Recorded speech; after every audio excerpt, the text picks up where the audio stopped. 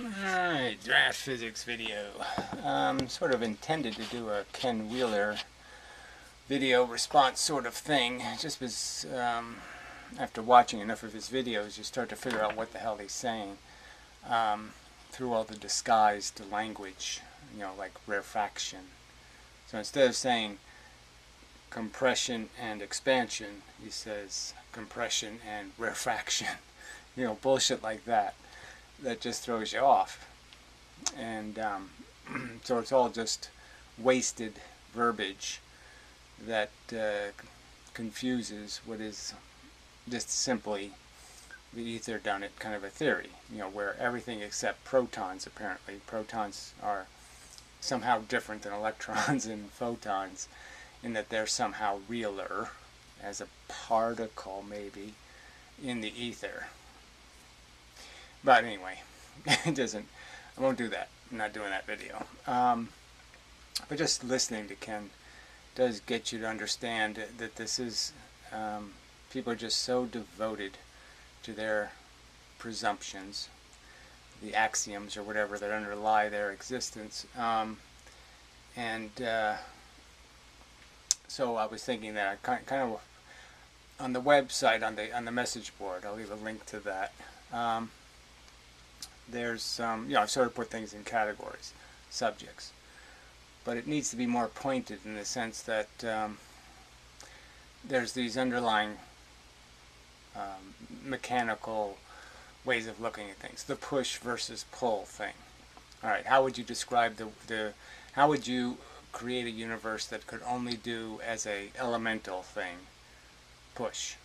And then how you would do it if there was an elemental force that was pull?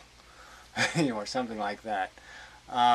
It's like the ether argument. So fundamentally, these people are in the Ken class, in the sense that they will not conceive of the universe without these extra-dimensional mechanisms, these things that underlie the structure. So it's almost like arguing with somebody who believes in evolution but thinks God done it. There's underlying, the mechanisms of evolution aren't what they seem, you see, because there's some underlying supercomputer that's designing the checkerboard. So we have a simple end result, somewhat simple, a little bit complicated, but not very complicated, and some very complicated structure somehow is producing the fundamentally less complex thing, instead of the other way around, which is there's no computers inside my computer. There's no supercomputer making my computer do regular computing. There's no, there's not my computer inside of a calculator. There's not something more complicated or more sophisticated as an elemental element. The elemental elements get simpler. So this kind of argument. Because that's what all these ether theories essentially add up to, in my opinion, because they want to be able to do extraordinary things. They want to go faster than light. They want to travel to the past. They want to do all this fun stuff. They want to go through the cosmos and visit all the aliens and, hang out at the alien bar and stuff, where they play clarinets, strangely enough. Not even very well. That's not, so they're not really talking about what the facts indicate. It's a conversation about what they want to be true, and that's part of the problem. But I'm just saying the dissection has to be in these pieces, because in some sense, if you're just unconsolable on the side, you just can't be talked to, then what's the point of talking? If you believe there's an underlying ether or a God, then we really don't have much to talk about, because in my opinion the evidence doesn't point to it, and I can't make any sense out of it. It doesn't make sense as the way the physical structure would be made. And it's just God of the gaps, as I pointed out before. It's like saying, well, we know it gets more elemental, and then you're just saying at a certain point, I give up, God done it. So, you have to make it into something. Even if you have an ether, the ether has to have a mechanism to function. It's going to be obeying rules of the ether. Rules that apparently let photons be a wavy thing that doesn't spread, goes in straight lines, unless it interferes with another wavy thing. Yeah, well, whatever. I don't mean to preface this video with a bunch of stuff. But yeah, that's sort of, I'm just saying that I guess I'll just try to come up with line items, axiomatic sentences about what I think is pretty certainly true, and the stuff that, based on probabilistic, what I think is probably true, and go down that list and just see where you go somewhere else, on what fundamental logical premise, factual premise, logical premise would probably be the wrong way to say it, but in a way it's sort of true, right? Because how do you check the facts of your premises? How do you check their accuracy? Well, you use what you know about the product, the end result, to check it. And I'm just saying that, it doesn't, it would be such a minor thing for somebody to say, yeah, it's probably a little bit weird for our whole focus about what photons are. Like, you have tons of experiments where they demonstrate that they're just quanta of energy. And then in this one little circumstance, hey, you have this funny behavior, the Newton's rings thing. And here we have focused all of our perception of what a photon is on this one aberrant, this one trick, and stuff like that. You think they'd be able to concede that? And like with gravitational lensing, you think they'd be able to concede? Yeah, the evidence just isn't there yet.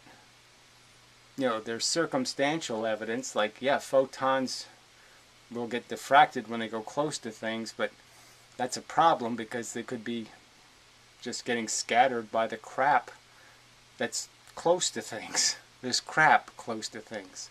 Atmospheres and stuff.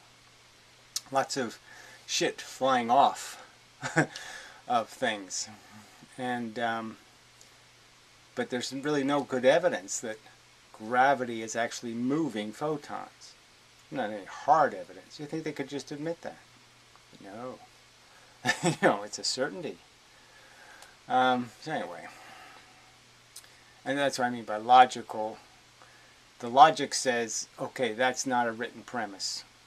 Photons are affected by gravity. So it can be argued that photons, in every other circumstance, seem to function just like forces, or what we call the magnetic force. Those virtual photons we use to convey that force are pretty much, that's why we call them photons, is because they're so much like a photon. And then gravitons, other words come up, because of the fact that it's very similar. Forces seem very similar to what a photon is doing, and that all the forces seem to move at the speed of light, the maximum speed. It seems the force is made out of the fundamental constituent. That's the fundamental constituent. Now you can call the ether and say it's movement in an ether, but then you have to account for the fact that gravity's a lot of movement in the ether. Like the entire ether is moving. It's, and here's another, I just thought of, if Einstein had said bent ether, if he had proposed a theory of bent ether, I wonder if general relativity would have been accepted. I'm just wondering. Because I don't think most scientists love the idea of an ether. Clearly, notable ones did. But a lot of scientists didn't like that. It sounded like God of the gaps, I think, to them. Let's just blame it on something not real, not material, not physical. That's pretty much what it seems happened. So anyway, because there really isn't any difference. Bent space, bent ether, it adds up to the same thing. Gravity is clearly thick. The universe is thick with this thing that gravity happens. Gravity happens in a thick way. you know, uh, it's very granular. So if it's an ether that's transmitting it, it's like the entire ether has to be affected. So it's like, it's not the kind of medium where you transmit things through it. It's the kind of medium that has to be already under pressure. The medium itself is already under pressure. So then you're back to my particle being a perfect replacement. You don't need to create the pressure ether, because you can create the pressure with a real physical particle. Alright, anyway. So, Wind by 4 o'clock, who I'm going to block because he just lies about, he can't, you know, I mean, I make a video, I say things in the video, he puts quotes under complete nonsense that I never said, and then says I said that. I never said that. I mean, he's just a liar, compulsive liar. I'd say you already revealed that you don't understand anything about inertial frames. I said I don't accept the idea of frames. It's an irrelevancy. I accept the idea that things have inertia. I accept that things can be both going the same way at the same time. But I don't accept the idea that you can go twice the speed of light or 10 times the speed of light by just making some kind of idiotic frame around it. And even under Einstein's theory, you know, you dupes keep thinking that you're actually doing something when it's really just a perception argument. Because again, if you did have a car and you could go 99% of the speed of light in it, and you did turn your headlights on, the rest of the universe, okay, the rest of the universe would see the photons, if they could see the photons. They would see that they're not moving, they're only moving 1% faster than the car. And they would see that. They would see that they're barely getting away.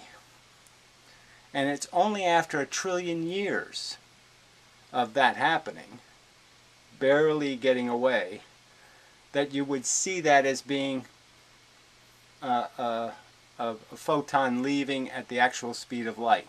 You'd have to travel a very long distance before you could create the normal perception. So you'd have to reduce the frame rate to something really, and that's what Einstein's theory does. So it changes the perception. It doesn't change the reality. It changes only what something called an observer, which can't really exist anyway, would see if you could make an observer and make him completely time dilated, which means he isn't functioning normally. He's broken. He's not going to perceive things like you and I perceive things in the sense that in real time. No, his time is broken. His clock is moving slower. I mean, fuck. I mean, so you keep arguing with me that the absolute world has changed. No, the absolute world is the only one that exists, and it has no frames. There's no frames around the absolute reality. There's only frames of idiotic perception, of your confusion about what really took place. And even if I could build this experiment, you would notice out your car window that the rest of the universe just swished right by. So you would know if you had a window in your car that something's fucked up. Okay, because 1 trillion years just went by in what I perceived as a half an hour. Sorry, this wearing shirts thing sucks in the heat. 86 in here, it's warm. Anyway, alright, so I know plenty about inertia, but yes, frames, I don't accept that they exist as anything real. They're just contrivances that have nothing to do with physics. There's no frame that fixes when I throw a baseball off a school bus that's moving 60 miles an hour. The baseball now has more velocity than what I threw it with, and it's not going to move in a straight path out the window. It's going to move forward with the bus. Those realities are realities, and you're not going to change them. Alright. and you still fail to describe them correctly. No, you people fail to describe them correctly in the sense that you think paradoxical two worlds can happen, which is I can have a photon bounce back and forth in my spaceship, you know, and somehow it's going to go forward and go through a hole in the side. And it's not going to do that. It's going to go backward and not go through the hole in the side of the ship. It will not go back and forth in the ship. Because photons don't give a fuck about your stupid fucking frames. They know the target moved. When the photon leaves, it saw the target's leaving. The wall's moving. And it ain't going to get there instantaneously. And that's what you think happens. Alright. Photons aren't wrenches, they're not baseballs, they're not tennis balls, they're not any other physical structure in the universe. Photons are moving a constant speed and only one speed. They don't rest, they don't stop, they don't do this, they don't do that. They do one thing, and that's it. And you want to pretend that's not true, but it is. Alright. Alright, what's even more ironic is that while you advocate for absolute space, yes, there's one rules of physics, one space, there's no magical make space, you don't get to make space, and you don't get to make time.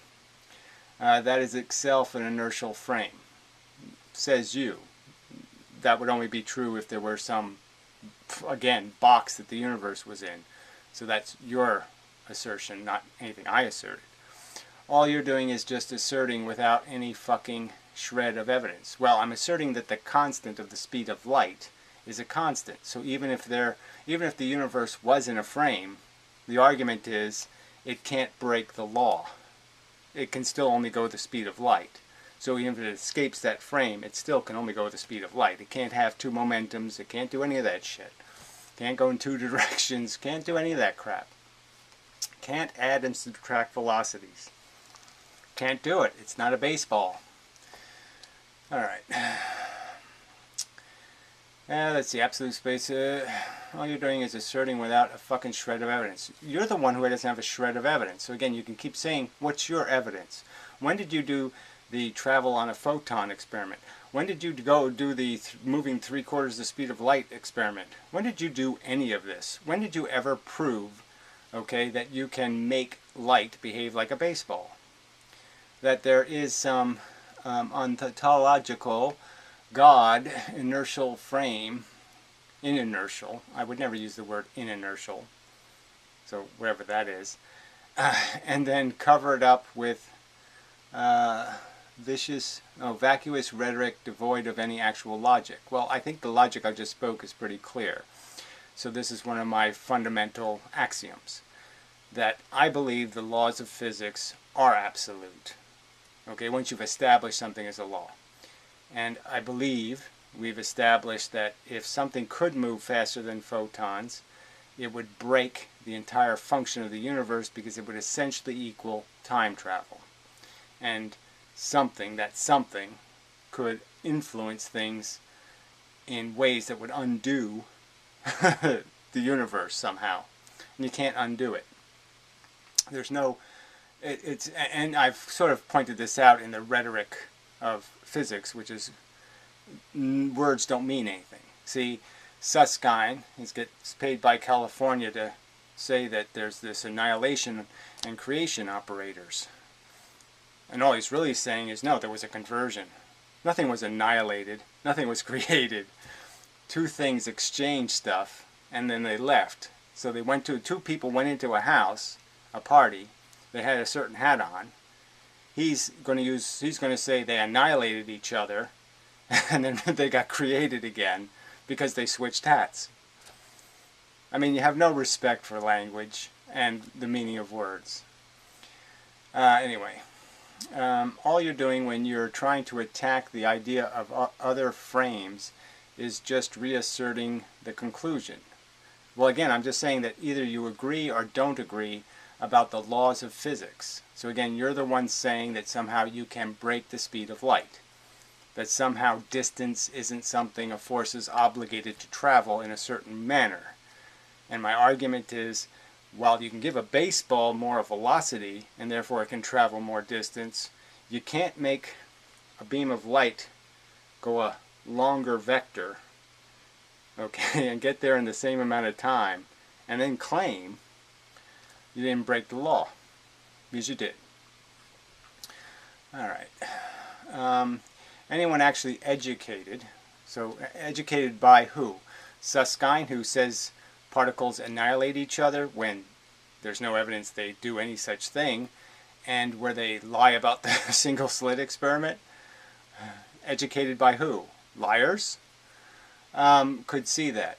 Well, I'm just saying anybody who's fair-minded, I think, could recognize that I have shown them doing bogus things. I've shown them saying things like Heisenberg is a fact and Huygens is a fact, when neither of these things have been demonstrated to be true at all. There's no evidence supporting them as being declared facts. You're just throwing out circular reasoning. Well, the circular reasoning is, show me. And if you're going to make these claims, and I think an ether is an extraordinary claim, well, show me. And, you know, this again, you just, I mean, once you make a God of the gaps, yes, then you can make the God of the gaps do anything. That's how we have this stupid LIGO experiment. You know, once they make this bendable space, now all of a sudden they can convert matter into bendable space. Now, why don't you explain how they do that? I'm asking the question. I mean, you're saying that's circular reasoning. For me to say, I can't conceive of any theory I ever heard of, nothing Einstein ever said implied you can convert matter into bent space or bent space into matter. And you're too helpless to even see it. Well, again, these are just a waste of time. You're too helpless to see you act and behave like a pussy and a pedophile. And maybe you ought to go get yourself, you ought to go to the cops and say, arrest me because I'm clearly a psychopathic child molester. I mean, it's obvious. You can't see it. I mean, it's obvious to me. Your fucking crooked, foreskin, skanky covered dick is evidence enough. You should get shot. Find me a single experiment that actually does violate space. Oh, I hate this word. Isotropy. And again, what does that have to do? What is the laws of conservation? I advocate that things only move when the force makes them move. That nothing gets velocity for free, except photons. Everything else has to earn it. So when they talk in LIGO about two black holes moving 3/4 the speed of light towards each other, how did the black holes get all of that speed? Because that's a tremendous amount of, you know, it would take a zillion NASA rocket engines, you know, to manifest all that thrust to give something that kind of speed. Where did all that speed come from? The speed has to come from somewhere. It's an imbalance in the field. You don't understand that? But, you know, speed is basically just saying more this way, less this way. You have to have imbalance. So where was this black hole that it was affected by something so far out of balance that it could have that speed? I mean, the mere explosion of even a supernova wouldn't even come close to moving a black hole 3/4 the speed of light. So how do you explain where black holes move that fast? How does that obey any kind of fundamental laws of physics? Until you do that, you have no basis to assert your conclusions. How so? Again, I don't violate the laws of conservation, and I account for everything that moves. So, well, I don't have anything to... I'm not the one who has to defend anything. You're the one who's claiming, okay, that you can move something for free, and then you can freely add extra velocity to it because you're in some kind of frame. You assertions, I guess you said that wrong, huh? That they are all real events. They are all real events. Means absolutely jack shit. Well, it means something in the sense that I think most reasonable people would say, yes, let's talk about reality. Let's talk about what actually happens. Okay, and I've tried to create thought experiments to get to that, where I put this hole in the side of the spaceship. And we have to have this whole debate about whether you can shoot light perpendicularly.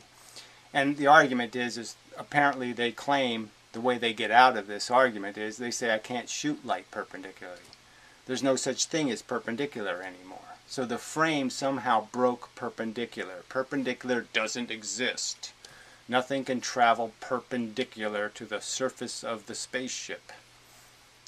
So you're telling me that I'm baseless and wacky when this is their assertion. So again, you say this inertial frame doesn't mean anything, but apparently this inertial frame means perpendicular is not a word in the vocabulary anymore, because nobody can shoot anything perpendicular to their movement. Means absolutely jack shit. Who the fuck is arguing that there are no real events? You are. That's what general relativity is, basically creates paradoxes, and I've pointed one of them out. You can't have it both ways. You can't move the longer line and say, because you're not going to get there. You're not going to get to the hole in the spaceship unless you move faster. To move a diagonal, you have to move faster because it's more distance. You don't have a choice. You can't get to the future traveling the present line. You have to travel the faster than timeline. All right, you are. The point being is that there is no privileged coordinate representation. Okay, so what does that mean? In my opinion, okay, you're answering no, I don't believe there's absolute space and absolute rules to how it functions. Because it's not about a privileged coordinate representation, it's just about the fact that is light dictating a constant. Distance equals time, and it's constant. You can't break it. You're saying you can. I'm saying you can't. So, based on that premise, we're going to develop a different theory or understanding of reality. Now, if you were to ask me, if you said, okay, let's establish that light speed isn't a constant, and there's no hard relationship between distance and time. So you can make something go faster across greater distances, even though it's supposed to be moving at a constant speed. So there is no constant speed. And then tell me, go ahead and develop a theory of reality. I still don't think I'd invent an ether, but yeah, it would be a universe that I don't think you could rationally describe. Because if you start saying there is no absolute reality, again, your generalistic, your relativistic frames don't fix the reality that there are things in the universe that aren't moving. And you're basically claiming, no, everything has to be moving, because you won't allow there to be the zero that is the opposite of the maximum. Because you're basically saying you don't want to deal with a universe that has these limitations. But go ahead, keep the shit talking with your stupid God frame. Again, it's your God frame. I'm not interested in frames. I'm interested in the laws of the universe, and I don't think the laws of the universe are like your stupid clocks. I don't think the laws of the universe are just inside the pocket watch and that's it. Doesn't apply to any of the other watches. Now, they're all in the universe. Reality is one reality. There's not multiple realities, so fuck all that shit. At 1525, you are standing by the idea that it is a bubble or some chest, and then saying that is what everyone else is saying. Your fucktarded misconceptions don't apply. Well, again, you keep saying there's a frame because you need it to change the rules. There's no other reason to create the frame than because you want to change the rules. Frames would be irrelevant if not for the purpose of changing the rules. The fact that things moving the same speed, that you would nullify the things they have in common as being something you would see as movement or energy, is obvious. You don't need to create a frame to understand that in reality. And again, if we apply this frame just to mechanical objects, you'll concede that there's no change, that the rules aren't violated. If two astronauts are moving through space, tied to, moving exactly the same speed, and they throw a wrench back and forth, you know the wrench is moving faster than the speed of the wrench between the two astronauts. You know that wrench is moving with the astronauts also, and that it has a real momentum that's much higher than the movement back and forth. And that if one of the astronauts misses the wrench, he doesn't grab it, you know that wrench is leaving faster than the astronaut was perceiving it to go. So what's the argument here? You're making the frame. You don't need frames to understand those two astronauts, because you're not allowed to change the rules when you go outside the window. You're making your frames because you want to make light that can go longer distances in the same amount of time. And that's bullshit. Shit. Okay, fucktarded misconceptions don't apply. Is that where I was? I don't know how many people can keep telling you this. Well, again, you're not decent people. You're not fair. You're not honest. You're not making an argument defending your physics. Again, are you going to argue that somehow, because of your frame, nobody can shoot a photon perpendicular to the surface of a spaceship anymore? I mean, is that your argument? I mean, if it is, it's crap. Good God, how is anyone this stupid? I'll ask, how is anybody as dishonest and corrupt and skanky as you are? You got brain herpes? You go on and say that we, the ones calling it a frame, therefore there must be fences. I never said fences. I'm just saying, what is a frame for? What is the purpose of this frame? To understand all the rules of physics, you don't need to put anything in a frame to understand them. The rules all happen to individual things in collective circumstances. There's no need to make frames. I know people can interpret this as a joke, but anyone who watches these piles of shit knows better. Gary really is that stupid. I'm stupid because I associate the word frame with some sort of isolation, some sort of reason to put it in a special condition. Why is it in a special condition? Oh, that's right, because you're going to violate the rules of physics. Not because you're going to continue to have them function just as they did without the frame, just as they do outside the frame. No, you're going to change physics. That's why you're putting them in frames. Shit. He literally looks at the word and draws the conclusions possible just based off the previous conceptions of that word. No, it's based on the fact that you are in fact the advocates of this nonsense.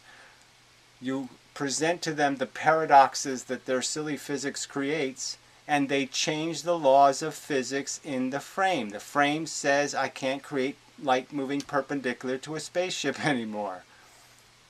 It goes off crooked, no matter what I do. If I compensate by shooting it backwards, it still goes off some other direction. It'll never go perpendicular to the spaceship.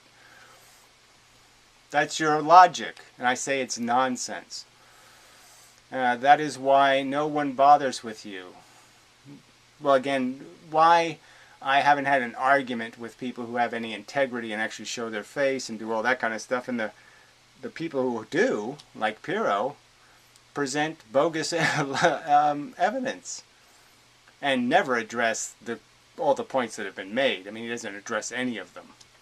So he just picks his thing that he's going to obsess about. He's going to keep saying, why don't you do the laser experiment? Even though I've over and over and over explained how I have to find a laser precise enough to have any kind of hope of measuring the quantity. You literally don't even know what the conversation is about. Well, again, you're the one. I've read your comment. What you're saying it's about is you're just using the word frame because you like it, and it doesn't mean you're changing the rules of physics. But, yes, light can travel longer distances in the same amount of time. Yeah, I didn't change the law of physics to do that, though. Fuck yes, you did. Alright, at 1650, it gets even worse. You go on to straw man this as some multiple universe and multidimensional bullshit. Well, it is multidimensional in the sense that Einstein, in just a completely bogus bullshit manner, made time a dimension. And it's not. You can't bend it, you can't twist it, you can't lose it, you can't go away. All you can do is make clocks that are good at telling it or clocks that suck at telling it. And that's that's all you can do. You measure time. And the only true measurement is when you use a photon and have it travel distance. That's the only reliable ruler. The decay rate of an atom isn't a reliable measure of time. The only thing that measured time accurately is photons traveling distance. So if you understand that there's only one good ruler, and that's the one you should use, if you have one, that's the one you should use, and that's the very one you're breaking in the frames. That's the very rule, that's the very constant you're fucking in the ass with the word frame. You're not fucking wrenches. Wrenches, you fully understand how wrenches have extra velocity. You fully understand wrenches having two accelerations and it converts it into one acceleration. You fully understand that. But photons, you don't understand that they're not wrenches. When they're in the special frame, they're wrenches. They can do any of that. They can do that shit all they want. You can just keep adding all kinds of momentums to photons. They don't care. All right. Let's see. What comment was I on? Multi-dimensional bullshit.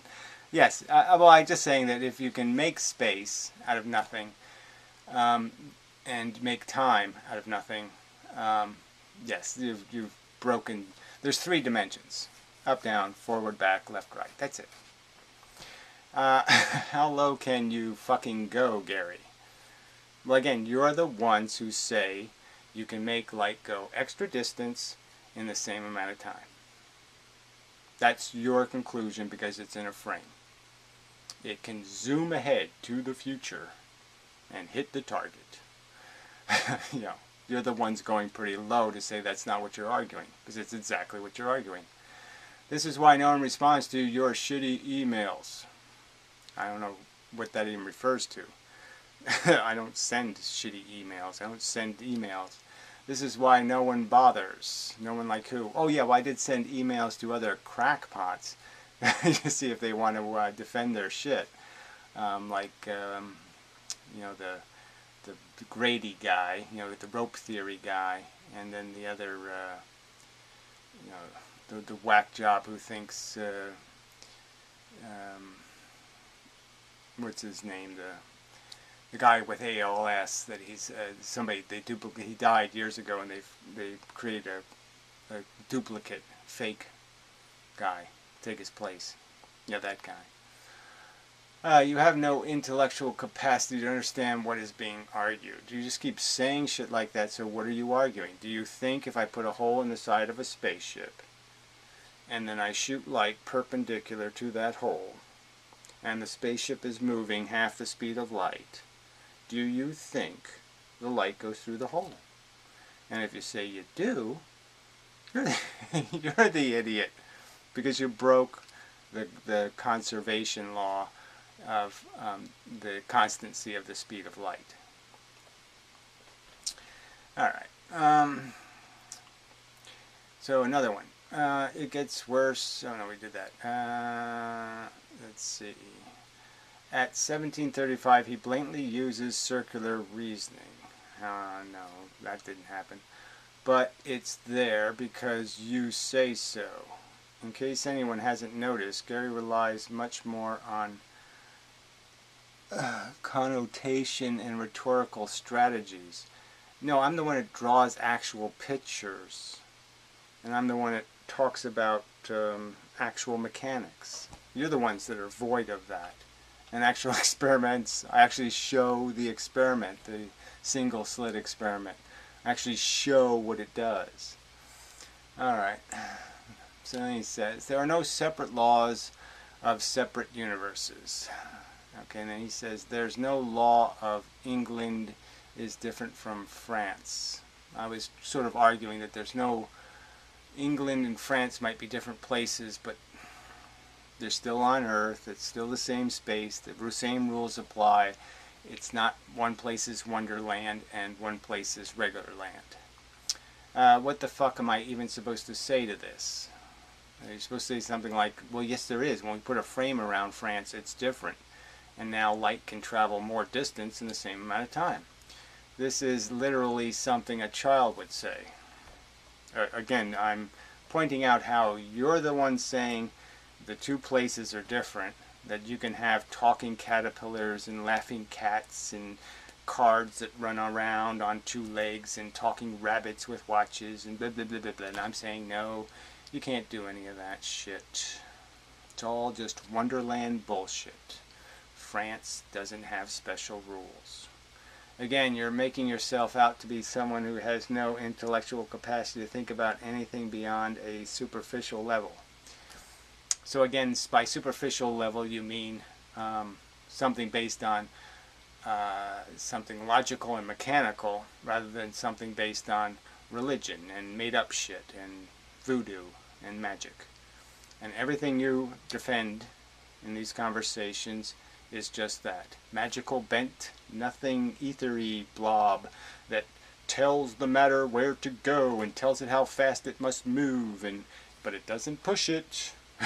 You know, doesn't force it, it just tells it, hey, get going.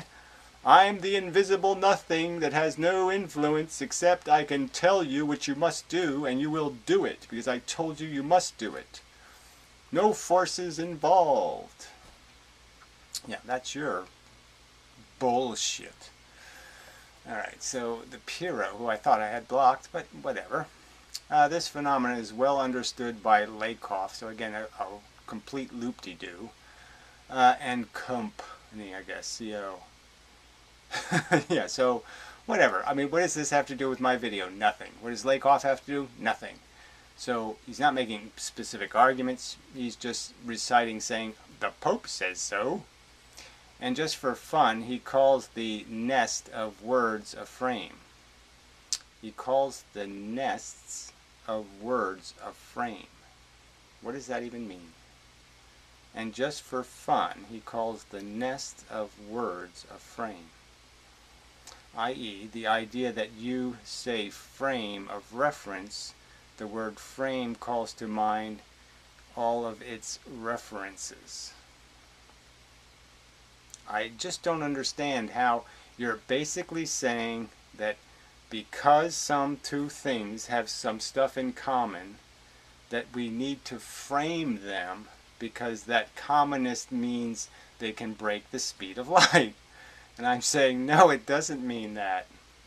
You're clearly making the frame for a reason. Why are you making it? Again, if all we had to discuss, if photons didn't exist, so let's just imagine they don't exist and it's replaced by something else completely different, so we can still see. But it's completely different. It doesn't have anything to do with physics. It's physics or nikics or zizics. And the only thing in physics is to just talk about mechanical stuff. And if the only thing we were going to talk about was what happens to wrenches when you throw them back and forth when you're moving in a school bus or something, why would I need to make a frame? Why would anybody say, hey, well, let's all stop and create an inertial frame because it's going to mean something somehow? It's not going to mean shit. We both know we're on a bus moving 70 miles an hour. We know that if I'm moving 70 miles an hour and you're moving 70 miles an hour, well, I guess the wrench is too. Yeah, that's logical, because if it wasn't moving 70 miles an hour, it would be way the hell back there, wouldn't it?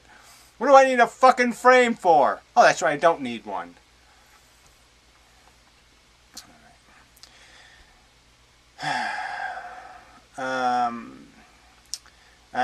IG, a window frame, a man frame for the crime, etc., etc. Well, again, why are you using the word frame if you don't mean frame? Why? Okay. The value of his science is that he is doing this dance on graph paper, not using graph paper actually, where it can be charted. I don't know what that means either.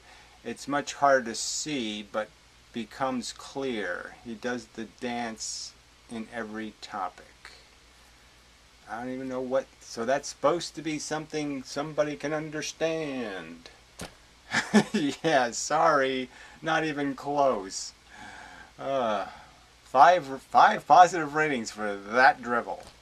The value of his science is that he's doing this dance on graph paper where it can be charted. Well, it's much harder to see, but becomes clear. He does this dance in every topic. So I don't know who he's talking to, what the fuck that could possibly mean.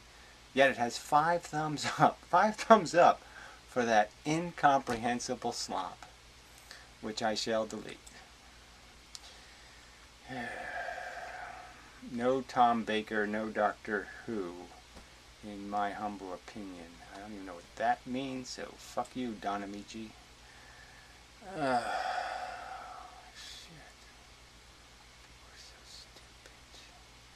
Alright, yeah, this is only one comment, so, this is going to be, I'm going to have to do more than one video.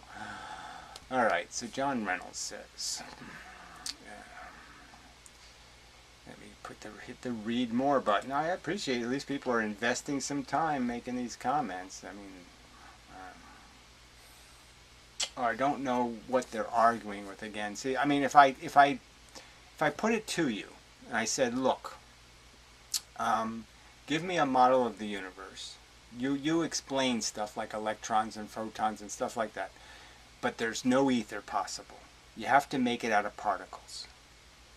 So that's your challenge. All right? So photons aren't waving things. They're bullets. And electrons aren't waving things. They're blobs that can be spinning, but they're not wavy things. No waviness. Okay, they can be spinning and they can move, but you can't make them have any constituent part that isn't going this way or this way or this way or this way. It can only be made of stuff. And you can have rules for how the stuff interacts, but they have to be simple rules. So that's your challenge. And you're saying, I can't do it. It's impossible. I can't conceive of a universe made out of simple rules of mechanics. And see, my argument to you is, you're not trying. Because it's really easy to do. See, I was like maybe the first person that said, let's try. And it was like really easy. And you don't understand from my perspective how, why would I go with your wacky, multidimensional Huygens, Heisenberg, Copenhagen, multiverses? Why would I go with all that nonsense? Bent space, warpy time, blah, blah, blah. All that woo-woo-woo. Why would I bother with any of that shit? When this mechanical mechanism does it all. Works fine. Why? Anyway, why do you think Lesage gravity is inherently simpler than bent space? Amazing. Because Lesage gravity is push. Push. Force. Little bits push things together. So go look up again. I've said it so many times. Mach gravity. You'll look, even Hoffliday conceded the point. If I put 2 big checkers in a field of little bits moving very fast, the 2 checkers will inevitably, through the random process, be forced together. Just by noise alone. Lesage gravity is inherently simpler than bent space. That's what I said, yes. What force holds tonons together?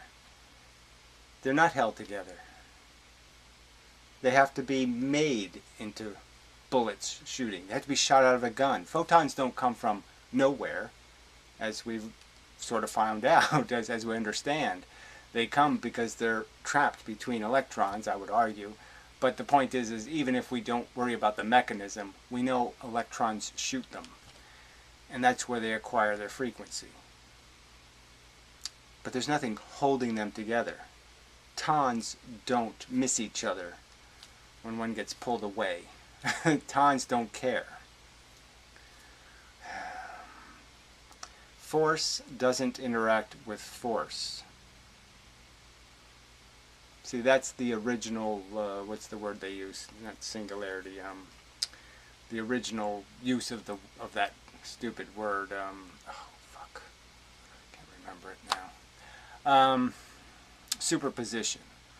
The original meaning of the word superposition was that if there's a force emanating from this light bulb, and then there's a force emanating from this light bulb, the two lights don't combine into something until a third thing shows up for the light to hit.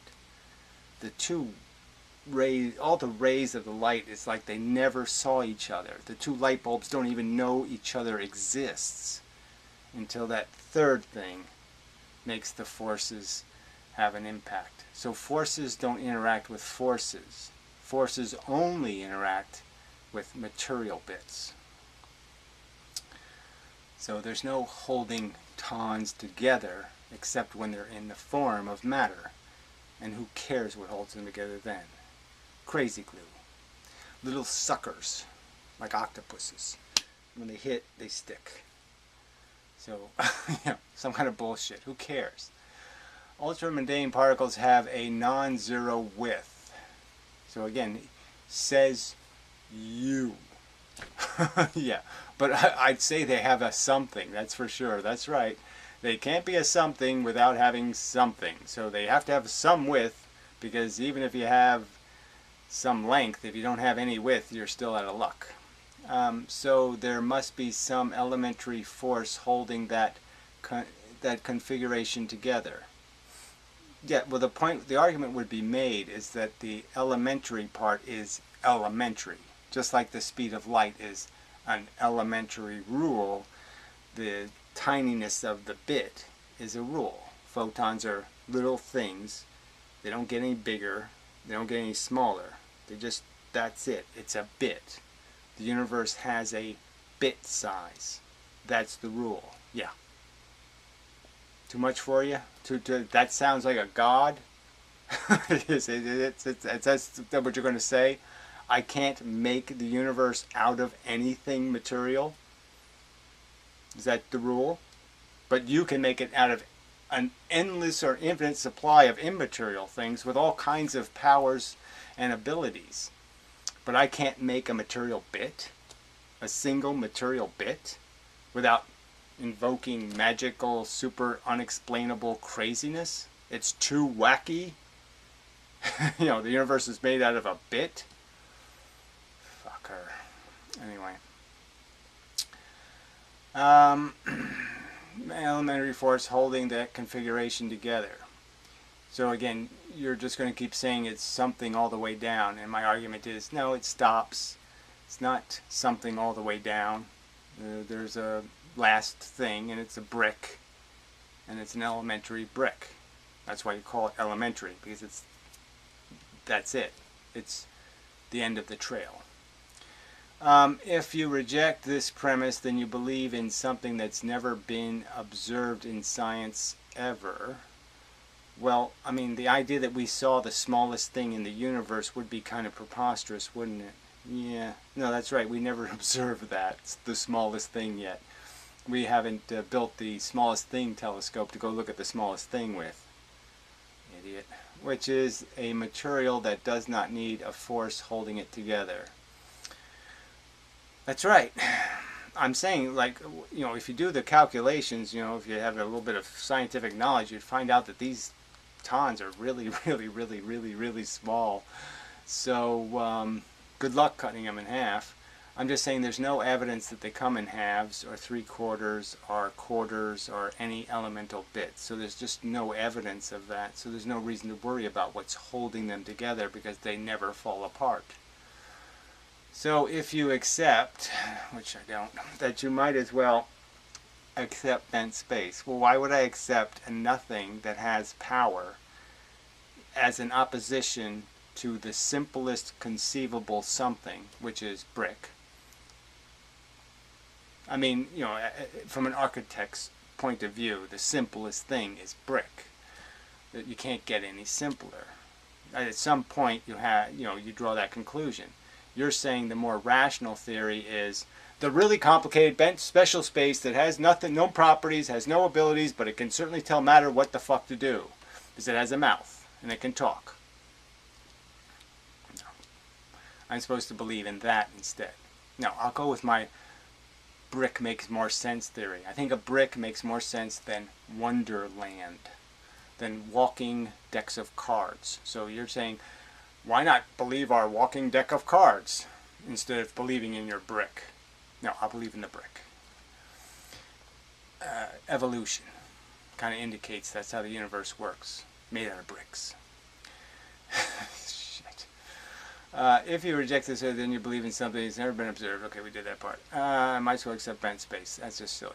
If, on the other hand, you accept that there is an elementary force, again, I've argued that there's, what's fundamental and elemental, it gets a little, what is the better word? I'm arguing that you can't get any more rudimentary than the photon moving the speed of light. And that there's lots of those things that are the photon, the ton part, that are in forms that don't have a frequency. So there's magnetism is moving tons. Gravity is moving tons. Moving tons are the force. So all the forces are made out of that elementary function. There's no other force. All the forces are made out of the elemental particle, the photon, moving the speed of light. Then this is a circular reasoning because you're using a force to explain why a different force doesn't exist. Again, I am in no way claiming that gravity doesn't exist, so that's a lie. You're just lying. I mean, where did I say gravity doesn't exist? I'm saying gravity is not bent space. It's a force made out of tons. And when they go through a magnet, they get filtered and become magnetism. Why not save this step and conclude gravity is fundamental? You're not saving me a step. How can I explain this any simpler? Dancing deck of cards, how does that save me a step? The brick works just fine. I throw the brick at the earth moves towards the sun. What's so complicated? Push is the simplest thing you can make, is a push. And that's what tons do. They push things. Nothing is attracted, everything is push. So if two things move together, they were pushed together. If two things move apart, they were pushed apart. Why not save a step, include gravity as fundamental? Because it's stupid to do that. Illogical. Why would I do that? Why don't you tell me why I would do that? Why would I choose a vacuously described, incomprehensible, unvisualizable magic mechanism when I can just say brick did it? Unless it's turtles all the way down for you. Well, again, you're the one doing this all the way down thing. No, I'm saying it's brick. No all the way down. Stops at a brick. Photon is where it stops. Maybe you just really like turtles. Yeah, well, I do, but it doesn't have anything to do with the argument. So you're somehow convinced the universe has to be fractals. It has to be made out of some turtle thing that goes all the way down. I don't think there's any evidence it has to. What's your reasoning for that has to? Anyway. Maybe you, let's see, also, in order for mock gravity to work, just be careful here, the collisions cannot be perfectly elastic. They're not elastic. They're kinetic. The whole point of mock gravity is to take all of the elastic, break the photon in pieces kind of nonsense out of it. It doesn't have any, it's unyielding. There's no changes in speed. Mock gravity works because you create a particle that doesn't break into pieces and it doesn't have half collisions. Anyway, or else the particles that bounce off would rebound towards the other object and the force would be canceled.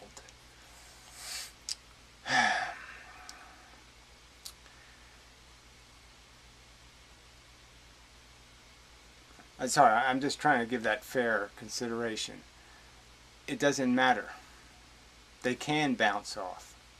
They all theoretically would bounce off. The force, like I said, you can do the mock gravity experiment out of ball bearings that are indestructible and checker pieces, and it'll work.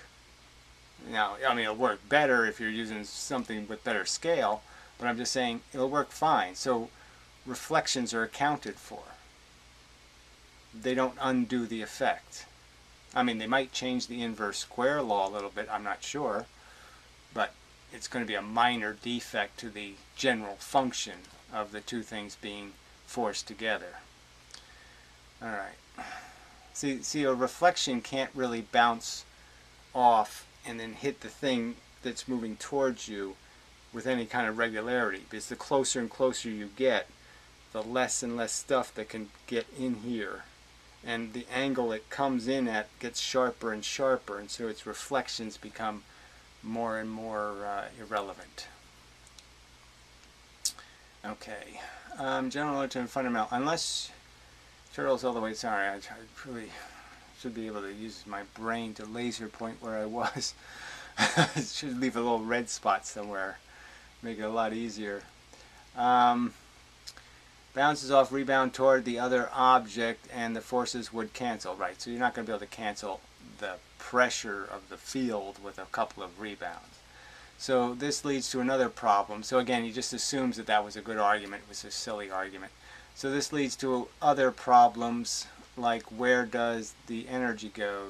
So again, you're ignoring the fact that it does gravity.